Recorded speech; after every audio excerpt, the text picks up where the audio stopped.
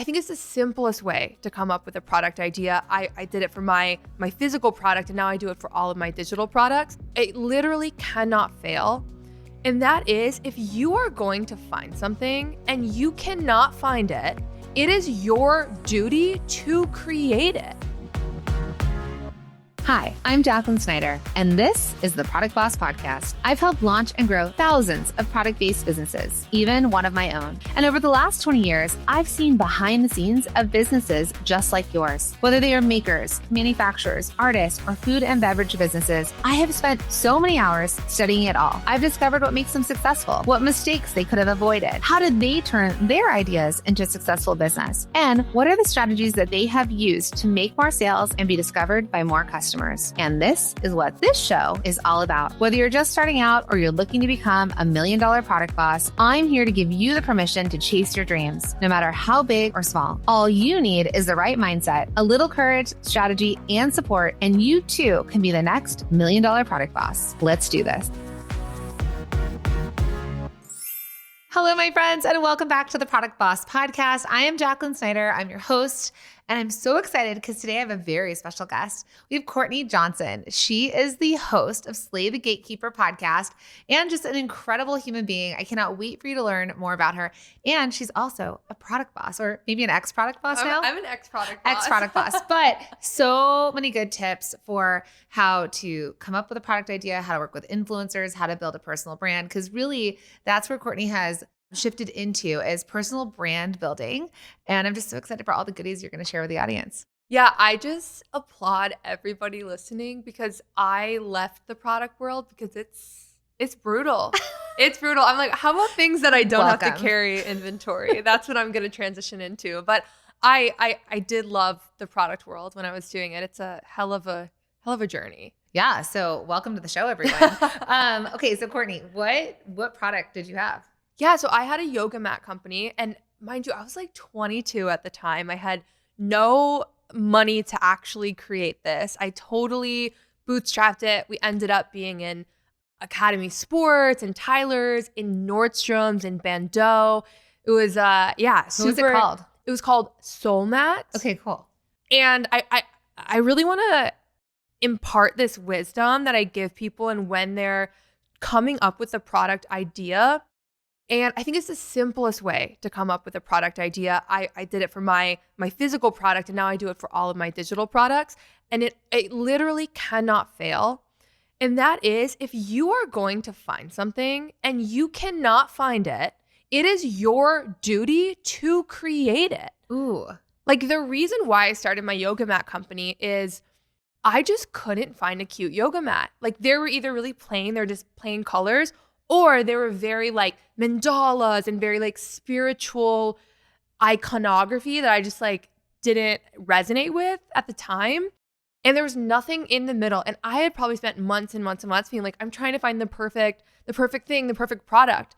And I ended up helping out doing videography for this yoga event in Dallas where we were doing some drone footage. There was 300 people. And I was looking at this drone footage of like 300 yoga mats, and they were all plain.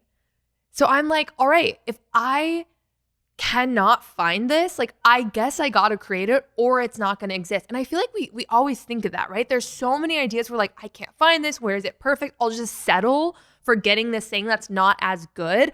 But we don't see this opportunity right in front of us. Oh my gosh, that's so good. It's like if it's your obligation to the world to bring it forward. So it's like if you have a candle and you've just imagined the scent, you're like, God, I want a scent that like has a certain scent.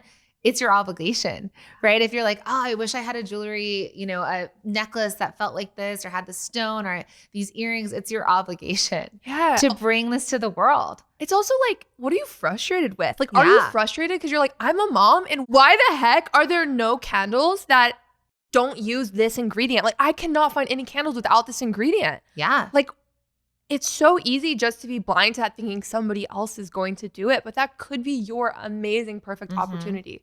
Yeah, I tell my students, find a need, want, desire, or solve a problem. And a lot of times people get confused because they might think, how does, creating a new yoga mat company solve a problem? But it's that idea of the gap. Like, there's a gap in the market that we all get to fill. And I think what people don't realize is there's enough room for all of us. There's only one of you. There's only one version of what you're going to create and bring it out to the world. But I think that's when it really gets to step forward and be authentic, like authentically you and what you create. So what was different about your mats? What was different is that they were fun. Like they were the in-between of people just testing out yoga. What was really cool is people would actually buy the yoga mat first because they loved, hearts or polka dots, or they loved flowers, they love stars, they love these like kind of fun, bright colors. And then that would actually make them start practicing yoga. And that's how I started practicing yoga. Like I was in it because I wanted to be cute. Like I didn't really care about breathing or like connecting with my body. I was like, I just want to be like a hot yoga girl. You're like, cute outfit, cute mat, let's go. Exactly. Yeah. And I was aware enough to know that vanity is what brought me into practicing yoga. And so I leaned into that vanity. I'm like, you actually don't even need to practice yoga, but this is going to look really cute in your apartment. And people would buy it with that messaging. Yeah. And then just like end up learning yoga or like, it's there, I might as well do it. And so I think a lot of times too, we think like my target audience has to be this expert. They have to have all this knowledge. They have to be in this perfect place. But actually like there's a lot of opportunity in that white space if somebody's not doing it. For example, skincare. Like you actually don't have to have the most knowledge about skincare. Your audience doesn't have to be ultra educated about skincare. Maybe the fact that they don't know and they don't really want to learn is an asset, and you can actually make it easy or fun or beautiful. Yeah, I know. I tell people that too. I'm like, what do they want? Mm-hmm. Like what do they want? So it's anti-aging, or, a lot of times people will be like, well, it's vegan skincare. That's why people are going to buy it. But it's like, no, they want the vegan. The vegan part is going to make them choose yours and not someone else's, but they want to be, it's like anti-aging, or it repairs on a cellular level, or it's from high moisture, right? So it's really thinking about what the customer wants. And so you're saying, how do they feel in their space? How do they feel when doing it? I mean, that's why I think Lululemon, when they started, and Athleta, which was a version of Gap brands, or Aloe Yoga, right? People are just like, I mean, you're in LA with me right now. You live in Austin, but in LA, we're like, let's just walk around in our cute athleisure wear. Yeah. And we're just not going go to the shopping, gym. right? We're not going to the gym. There's no gym here. And so that's the thing. It's like a lifestyle, and it's an identity, I think, really is what product creates for people. Yeah. And I think like, I love cheat codes. My whole podcast is about cheat codes. And a cheat code I would really encourage everybody to do just in their daily life, like as a way to get that creativity going, is every time you identify something that you're looking for that you can't find, even if it's something you never create, even if like I was just looking for hotels and I couldn't find a hotel that I like make a list of it. Or a song. You're like, oh, I wish that this song had this beat, but the lyrics were more pointed. It was about motherhood instead of being about love or something. Like just start to bank all of those ideas, even things you would never do. And like that is just such a way to unlock that creativity around product. Yeah. There's a show on Netflix. I keep trying to pull it up, but there's a whole episode on creativity, and they talk about Albert Einstein and how, if you think back to even in Egypt, when the heads of animals on human bodies, the idea of combining two different things together is what is the source of creativity. So what you're saying is, as you ideate, because I talk about the ideate stage, which is the very beginning, as you're coming up with the idea, how do you create something new? How do you create something with your own personal spin on it or brand? I have a student, shout out to Rachel, Falcone Farms, and she makes goat milk soap. A lot of people make goat's milk soap, but she has really fun, crass sayings on them. And she's been making thousands and thousands of dollars selling a product that other people make, but she has her own personal spin on it. I love that, because what's making her different is probably something that she could have totally leaned out of. She could have been like, oh, sorry, I don't curse on camera. Oh, if they see me talking like this, like they're not going to want to buy from me. But actually, like these are the things that make us unique. And if she wasn't doing that, she would be like every other goat milk soap out there. Yep. She's like, this is the thing. And again, it doesn't have to be positive traits. Are you messy? Are you chaotic? Are you like throwing F-bombs? Are you like, I actually don't care? Whatever. Like that really, really resonates. Yeah. Yeah. I had one student that was like, I'm a candle snob and I make candle snob sense. I'm like, great, lean into that, right?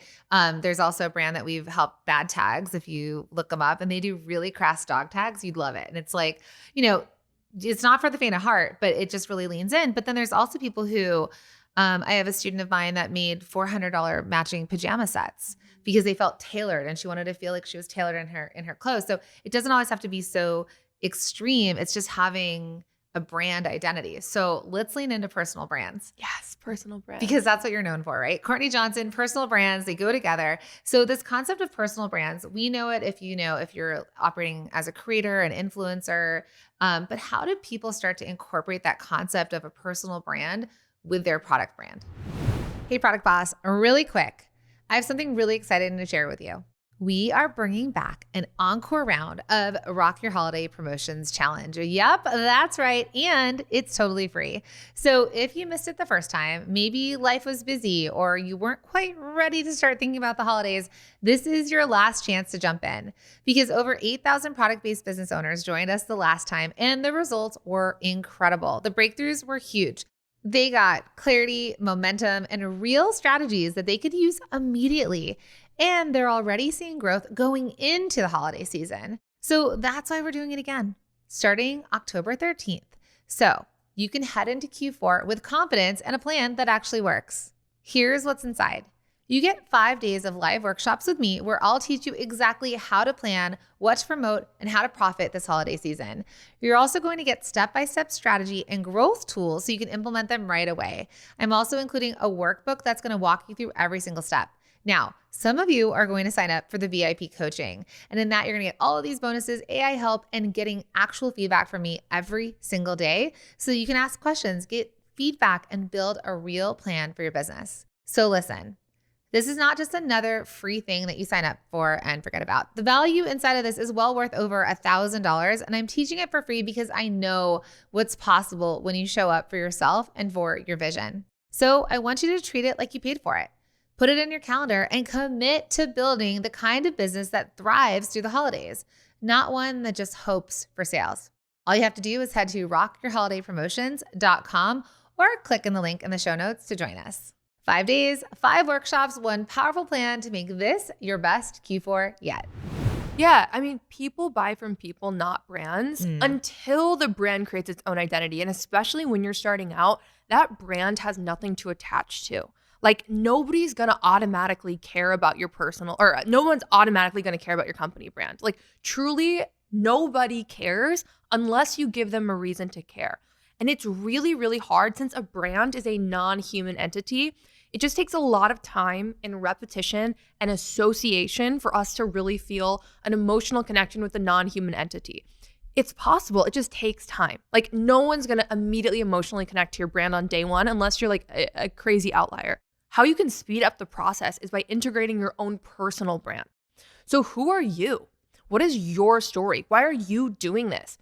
And the thing that this does is it really assigns emotion to your brand that your audience is going to resonate with, and it connects you to your audience immediately. So what this actually looks like is founder stories, is behind the scenes, is building in public, like working with your audience, even being like, yo, what color should this be? What packaging should we choose? Should we do X or Y?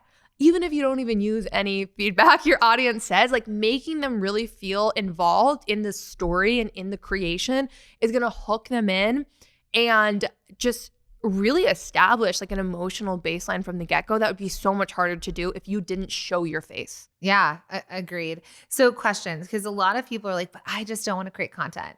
And I have a program called the Product Boss Sales Accelerator where I teach that social media can be used as a tool, but it doesn't have to be your entire strategy. Because leaning on the entire strategy really puts a lot of pressure on people who are like, this is not my world. For people who want to go in on social, because you also have the content club and there's all sorts of ways that you help people from a social perspective, what do you think would be a really good way to kick off to start to get people to follow them, like outside of their friends and family? Mm-hmm. Yeah, I mean, the best way I think is just really sharing the problem that you're solving. Like, but sharing your own personal example. And I think a lot of times we think like, okay, I need to get on the camera and it has to be perfect and I have to read my lines. It has to be blah, blah, blah, blah, blah. But truly just like sharing your story and why you're doing what you're doing. And if you're like, I don't even want to open social media, what I recommend is just like having a conversation with a friend, doing a webinar, going on a podcast, like getting some sort of media and just clipping that. I know so many people with product businesses that do not even open their social media. It's completely delegated. You just really do need to find another avenue. Maybe again, you're speaking at an event, you're talking at a retreat, some sort of way to capture your story and then put that off to your VA to actually send out into the world. Yeah. So I talk about other people's audiences. Yeah. So there's the way to generate your own audience. You could build it on social media. You could build your email list and drive it to your own website. And then the other idea is other people's audiences through influencers or creators, through retail shelves, right? Being in a store and people discovering you at that shop, on Amazon, in-person markets, right? Being at a market or a trade show. So how did you get into the retail shops? Like, what was your way of getting in front of other people's audiences without just relying on social media? I was just really creepy, and the influencers that I worked with, like I would work with some college girl with like 400 followers because I knew her aunt was like a buyer at a store. Smart. I would deep stalk on LinkedIn every single buyer, every single decision maker. I also really went the hotel route, like getting stalked in hotel gift shops and like hotel yoga mats in their spa. And again, that was all through stalking the people on LinkedIn and finding the influencers that were in the circle of that buyer or of that decision maker. With the hotels, it wasn't always a buyer. Sometimes it was like a spa director, but you got a lot of information on the internet for free, and you can like map those social circles and tap into them. Yeah, I actually know someone who got Jessica Alba to have her product because she reached out to Jessica Alba's hairstylist. Yes. Also, yeah, reach out to the celebrities, makeup artists, the hairstylists, like everybody that's auxiliary and their chef, everyone auxiliary in their circle. Yeah, Stalker Central. I always talk about my stalker email address. So I have an email address that I'll opt into people's, opt in to see what their discounts are or get their emails, right? So be a stalker. Yeah. So being a stalker in a very healthy, legal sort of way, what you're saying, and also you are also a LinkedIn expert. Mm-hmm. And that's what I'll tell people when they're looking for buyers, especially bigger buyers. Like if it's at Nordstrom's or bigger brands, they can find them on LinkedIn. Would you directly message them? Would you send them an email? Like what would your connection points be if you were teaching someone now in like 2025 how to do it? I would first, if you want to give out samples or work with influencers, definitely get people in their area. Like, for example, Neiman Marcus out of Dallas, like I knew that they were in certain social circles around like the Dallas Country Club, and I wanted to send the influencers that they followed. So you can figure out and like infer what circles they're a part of. And also, you want to reach out to them directly. LinkedIn is the best place because they're getting a ton of emails, they're getting a ton of phone calls. Not a lot of people get cold outreach on LinkedIn, especially not voice or video messages. So if you find a buyer on LinkedIn, which is very, very easy, or even like an assistant buyer that you know works with them, send them a voice memo on LinkedIn or send them a video message. Have you ever received a voice memo or a video message on LinkedIn? No. Yeah, exactly. Most people don't even know the feature exists. And you know how on your phone, it'll tell you like, it'll read the text of what someone said on voice. It doesn't do that on LinkedIn. So the curiosity is really high. And like, what's this video? Exactly. And the open rates are super, super high. Ooh. So I would just go and spam a bunch of buyers on LinkedIn. This is the cheat code. Oh my goodness. Because I think I've asked you in the past about LinkedIn for my product, for product bosses. And we were talking about, would it be worth it for them to continuously post weekly on there because you also teach about LinkedIn. But I love this sort of back end connection way. And then what you're talking about is disrupting a normal way of being. So instead of just sending the email or sending the line sheet via email, instead they're slipping it like it's like, slipping into the DMs, but on LinkedIn. Yeah. Yeah. It's super sneaky. Sliding is what they said. Sliding into the DMs. Yeah. I think having a strong LinkedIn page is really, really great because what that does is it positions you as being like a real business person rather than just like, because even if you're just starting out, even if you're still packing your own orders, you want to seem as though you have a whole team. You want to seem as though you're more established. And I know you could definitely argue that sometimes like the underdog story, the I just started story can really help. However, like once you're working with retail and doing wholesale, you want to seem more established than you are. And having a really strong LinkedIn page that like positions you as a business expert, or if you have a wellness brand, a wellness expert or a beauty expert or whatever can be really, really effective because it just like brings like PR wise, it brings another deeper layer to your personal brand. Ooh, so good. Yeah. I feel like me being in the space of being an entrepreneur for the last 20 years and not really needing LinkedIn, I didn't fully build out my LinkedIn, but I know you have such a good modern take on it and a way to be in connection with other people that I love. I love your spin and all the tips. I mean, listen to Courtney, because if you want to know how to do LinkedIn, I mean, Courtney is the person. And then this is just such a good morsel. It's so good. I mean, just like a simple optimize your profile. Like most people don't even do that. Yeah. And think about how people use LinkedIn. Like if you're a wholesale buyer, if you're the people that we're trying to get in front of, they're at their computer most of the day. Of course, sometimes they're traveling, whatever. They're at their computer most of the day. 4 o'clock comes around. They want to seem like they're working, but they're not really working. So they're on LinkedIn, right? Have you ever had a corporate job? Yeah. Did you do that? Yeah. Especially end of day. I was in Miami and they would bring us like little cafecitas, they called it. Like, and I was like, oh my God, I can't even get through the day. And I'm going to pretend I'm working. Yeah, exactly. You're pretending you're working. You're on LinkedIn. So they are spending time on there. Yeah. Okay. So LinkedIn profile, upgrading it, knowing that people are bored on the internet and, they're looking like they're working in, especially for corporate buyers, I think is so important. So if you're going to reach out to bigger brands or you can find the buyer through LinkedIn, great idea. The concept of personal brand. So showing your face, telling your story, having people connect heart-centered to it. Any other tips you want to give product bosses that you're like, oof, I wish I could have known this back then when I was doing this? Totally. Gifting, but gift the unexpected influencer.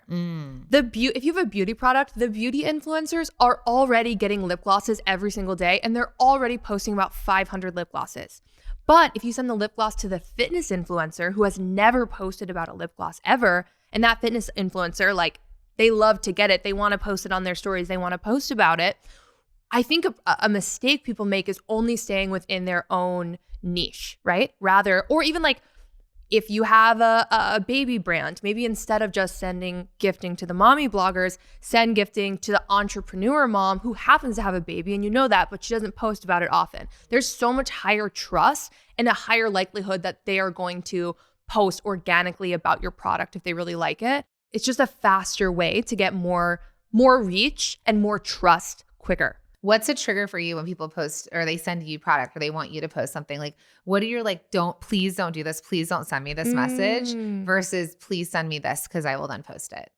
If they have a clear ask that's not a demand, I'm a lot more likely to post it. Sometimes people just send me things. I open the box. I don't know who it's from. There's no message.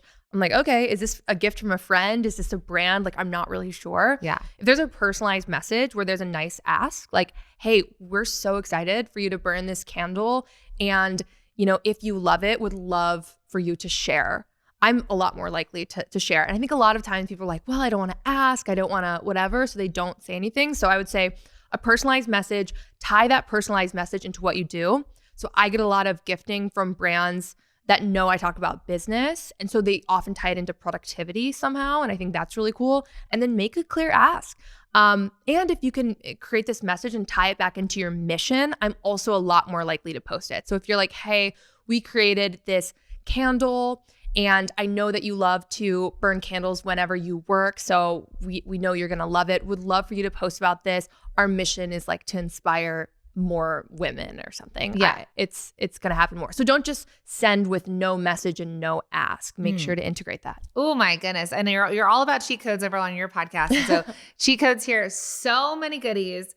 Love this. So how can people follow you, listen to you, all the things? Yeah, just Google Courtney Johnson, social media, and all of my stuff will come up. And my podcast is Slay the Gatekeeper. Slay the Gatekeeper. We'll put all the notes or all the links in the show notes. And Courtney, you're just absolutely incredible. Like so many goodies in this episode.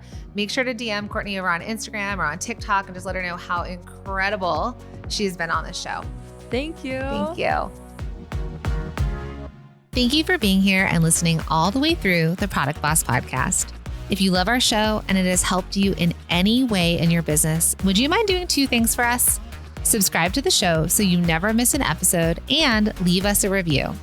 Reviews help other product entrepreneurs know that this is the place to be to grow their businesses and realize that they're not alone.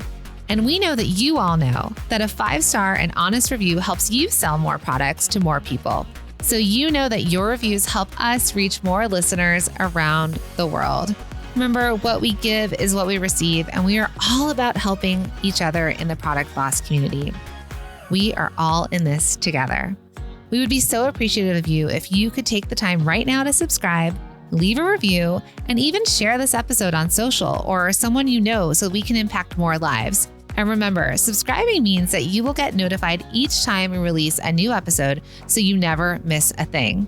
You have helped us grow and climb into the top 10 of all marketing podcasts, and together we can keep climbing. Thank you, friends. And remember, there is room at the top for all of us.